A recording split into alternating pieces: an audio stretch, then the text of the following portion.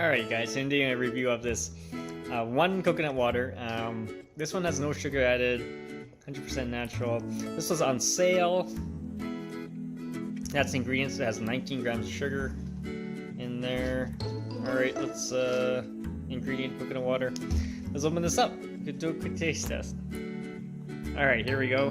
Got it open here.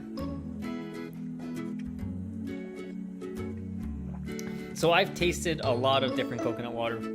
This one doesn't have that much flavor to it. So it really is like, it's almost bland. It has a mild sweetness to it, but it's kind of bland. No like deep coconut aromatics or anything like that. So it's okay. Definitely check it out. If you have any questions, comments, subscribe, check it out.